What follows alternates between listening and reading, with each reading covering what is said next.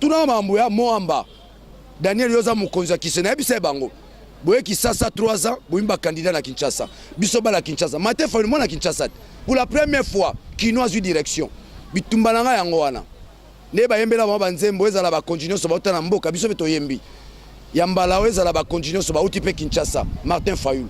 J'ai donné mon point de vue sur l'IDPS, ils m'ont pas cru. J'ai donné mon point de vue, ils m'ont pas cru. Ils m'ont taxé de tous les mots. Mais il y a un souci, il y a que sauver parti wana. Naganisi lelo va comprendre. Lorsque vous prenez des amateurs, va diriger parti, conséquence yango.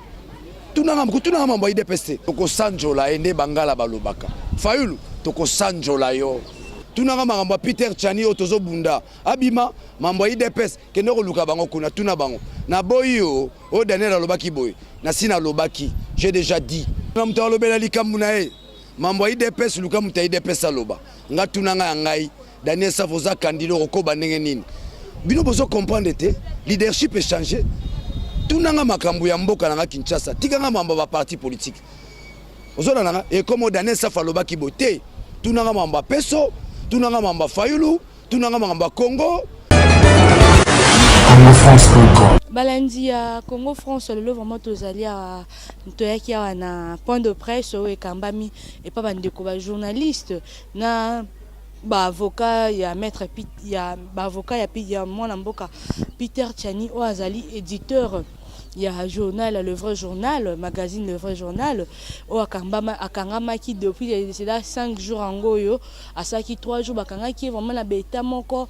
Donc na Congo est comme bako Congo est moko arbitrairement parce que l'eau est à la réalité. Moi la Peter, moi la mboka Peter Tchani ba reprocher nini vis-à-vis correlayer à relayer information au les kana qui na ba na site au ya scoop RDC vis-à-vis à mbongo et bunga qui est pas un mboka Bruno Chibala nzenze mais ils ont ça vraiment pas si mingi tokokota tokomona mwana mboka Hervé Diakese o azali moko ya mouvement citoyen congolais debout tout le monde peut mwana mboka o azali maître Peter Tchani mwana mboka Nico Mayengele o azali secrétaire général à MLP parti kambami pas mwana mboka l'héros vivant Franck Diongo tokokota na ndeko Eliezer pas azali wana bangonde bakokamba point de presse le tokota nanu potoyeba eloko nini bakoloba lelo depuis hier candidat moko to banda koluka na opposition à Bimi intention na yo topel kamuni penzo ko koloba par rapport à Likamba na Likamba loba tena loba union so déjà na la tête balobi quid la tête à Paris bit toute vérité cachée finira toujours par triompher c'est la vérité na loba déjà j'ai donné mon point de vue oh écoutez nga benjure de tout genre bana nanga ba qui passe bana ba holanda télévision ba bazo finga papa pendant que le combat de Daniel Saf c'est un combat de valeurs. Daniel Saf c'est un intellectuel. Daniel Saf c'est un engagé, n'est-ce pas, dans le souci de voir le Congo changer. Mais bah utiliser Batouba finga biso partout ni tribalisme non, on n'est pas dans le tribalisme. Nous en a besoin bicolonios. J'ai toujours été fier de la jeunesse kassaïenne. Chaque fois on a côté caché na zalanga mo Congo. Batutu na zalamo na ba petit na jeunesse kassaïenne. Je salue cette jeunesse qui n'a jamais lâché pendant ces combats et je salue la jeunesse congolaise. C'est le triomphe de la démocratie. C'est la mutation sociologique et politique ya mboka. Donc mboka est longwe et si que zalaka. Mboka comme ko kende na ba réalité mususu. Donc je pense que on habite Mboto Bunda. Je salue mon frère Moukebay. Je me félicite moi-même Daniel Safou. Total ici na mokilité. Ata tolia kanayo, ata tomela kanayo, soro bibi na vérité, toko dénoncer yo. C'est ça le travail d'un député. Donc to bandi déjà musala o esengela to sala lobby na Assemblée nationale. To bandi yango. To sengi na ba Congolais ba voter biso. Et que zala vote ya mawate ezale sengo. Daniel Safou na parlement, mokolo ya kozali loba, batu ba okene musala te. Ba ebite ya loba makambo eza ya solo. O ba poni toko sanjola ende bangala balobaka. Fayulu toko sanjola yo. Patolobaka ngotango nyoso. Soko omemi mosala na semba nyoso. Na mayele nyoso na bwanya na bolingo ya baimboka mboke ko sanjola yo. Tala ndenge tokomi ko sanjola ye. Fayulu toko sanjola ye. Ola lingala bangala tokomi mena na kati Équateur. ya makanja Fayulu tonto sanjo la yo nga nazo mone candidat na mone président de la République. Mais c'est le président, vous avez le soutien de Daniel Safou. Mais c'est le président ezali Congo ya Sikelingo Banda. Oh Cicera Zoloba, oh Monous, un homme nouveau. Oh Monous. Ça veut dire que nous quittons la tradition, nous quittons les valeurs anciennes, maintenant nous instaurons, n'est-ce pas, un nouveau ordre politique dans le Congo. Batuya Sika. Aloko nakarase atomboli likolo. Aloko taranase atomboli likolo. Et Fayulu peut compter si Peso, qui est une structure mise en place depuis un certain moment, conduite par Daniel Safou, où nous militons pour la réappropriation de la nation. C'est pratiquement le dernier paradigme. Le dernier paradigme, ozo memabiso na mosalo ba kolombo kabazo zamboka na bango. Compatria, la liberté. Bitumba na biso ezali bonsomi ya congolais. Bitumba na biso ezali individualité. Batu balongwa na ba sentiment ngai na kumisaka boye. Ata Fayulu. Soki to mone na mbeba to kotalisa na mokili. Fayulu za na mbeba. Mais Fayulu za mokristo. Ce que j'ai aimé, enfin, nous avons à la tête du combat un chrétien qui a des valeurs chrétiennes. To bakisele sumo kimbangu makasi na nzoto parce que combo za combat kimbangu, hein? Donc avec lui, c'est bon, c'est un intello, c'est bon, c'est un combattant. À chaque fois, c'est un homme de terrain, comme Daniel. C'est un peu ça. Moi, Namboka Daniel Safusika, touti na parti à UDPS, to moni penza ndenge bako tumba déjà ba pneu, kolobake bango penza ba boy, mbela wana ya kolobate candidat bimakaka Martin Fayulu parce bango babi na UDPS, ba bundi komba makasi, ndenge nini bango bakondima te batika place na Martin Fayulu. Tunanga mambo peso. Mutu na mutalo bela likambu na e.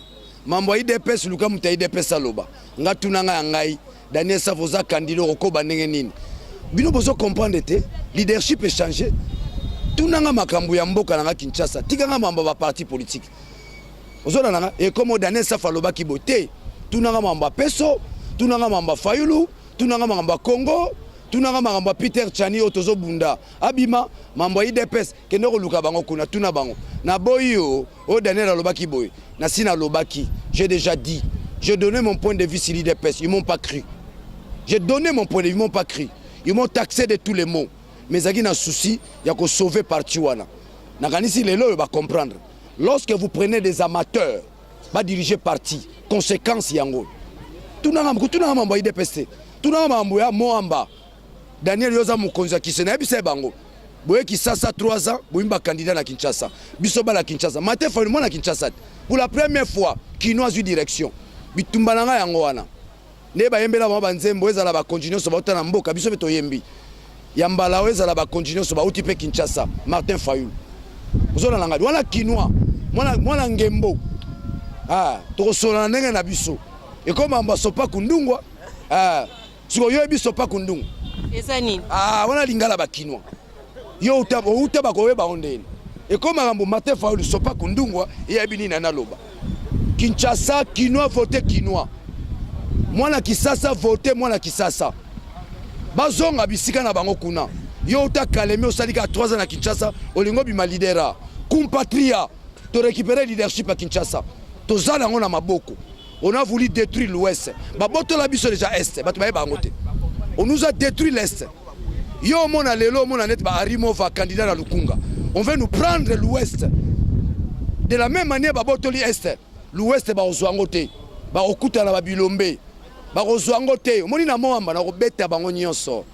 Otu ba chaki ba candidature kuna sima Daniel Saf na kobeta bango nyonso. Eza makambo bangunza. Makambo bangunza so ba habiter. Ce sont les ngunza qui travaillent pour ce pays. Et le premier ngunza c'est Kimbangu. Bangunza ba telemi. Ozola nangai. Ah. Kasi mwana mboka Daniel Safu, Bruno Chibala na ngonga ya zai na mbujimai na intention ni. Omoni batu musuba opesa ba importance. Yo za journaliste. Otuna nga question si Bruno Chibala. Yo mo mituna Bruno Chibala za na sala ga musala, to atala ga ba minda, to akontaka ba mbongo.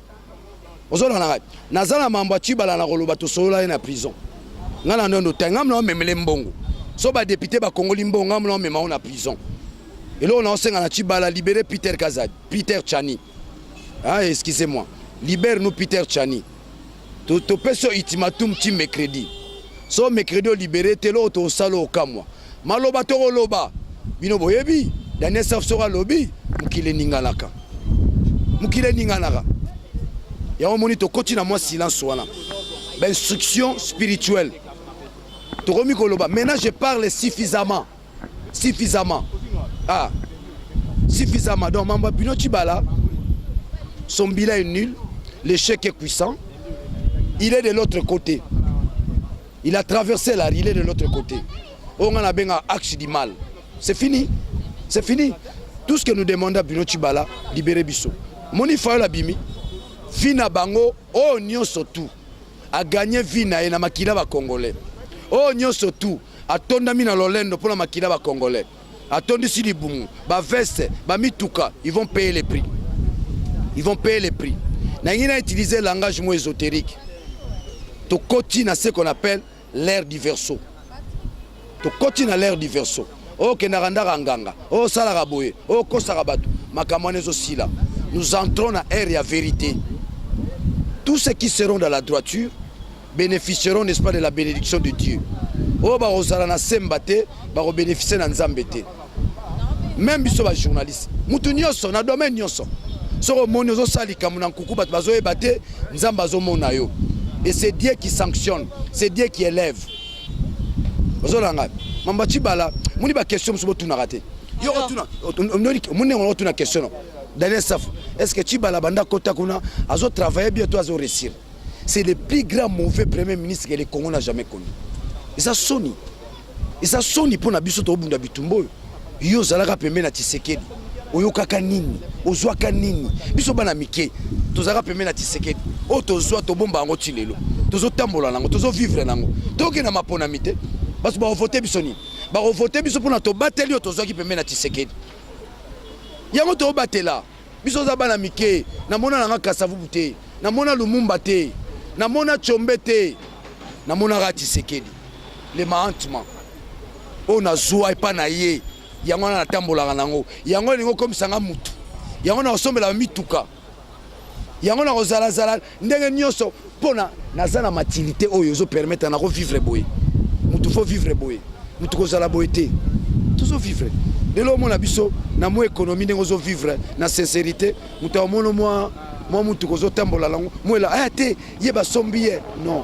Bato ba sombi bango ba komo na bibi na FCC. Biso na ba sombi biso te. Basomi bisona tozo kende na ba bengaka dernier round to bandi premier round ti 11e round to ko tasko na 12e round adversaire liboko za bukana lisumozo monate do likofi mora ko ina les choses sont maintenant claires. Bobenga était candidat commun, Bobenga est président Fayoulou. Je ne vois pas là où il peut échouer parce qu'il a tout, il a toutes les énergies. Pas seulement les énergies à Bissoba Ime, Fayoulou a aussi les énergies des ancêtres. Il a aussi les énergies na bato ba kufi ba héros na biso. Il a aussi la bénédiction de Tchanti Sekedi wa Moulum, le mahantement. Zola nangai. Donc bande na biso batika rolela lela, eza mamboyaka, eza triomphe à démocratie. Démocratie za la bongo. Démocratie za mingaye. L'organisation de l'Oba qui garde toujours que les lots vraiment qui point de presse à moi un beau capitaine de Monique de relayer le but qui libango journal les lots na le beau mercredi de quitter na terrain donc qui colocament la mboka pour nous chiba na primature nga vraiment minga rolobe pour les lots ba nereza monter na Kinshasa monter ba nyonso ba kende boye mabe bazonga boye mabe na besi merci vraiment à mon patron de Didi Pumba ba abonné nyonso Congo France bino ba nyonso lingaka Congo France ba bo partage ka ba émission na biso to e barabino te me bolingaka site na bino Congo France na besi merci à mon équipe technique Christian Touré Kenzo ba bina montage pe Christian Touré Kenzo na famille mba Congo France Gisèle Tati mère double babi monté ma prince Giclo winner na Londres babi à Kolo Kanyaka. Merci beaucoup à ingénieur Jacques Kita Chanteur mon papa na moni Sele Dibois mon vieux privé à Katia Kala ya Tongo. Merci à Michonoka maman Bibi Chonoka na beso monté maman Bedi Ligue des Stars évangéliste Pacheko Kuitila. Merci à Pichul Zola de Lausanne, ndeko privé ya Coco Zola, bambote na bino kuna na kati ya Lausanne, bambote na bino ba oyo so ngaka Congo France ngabino to kutani mbala sima.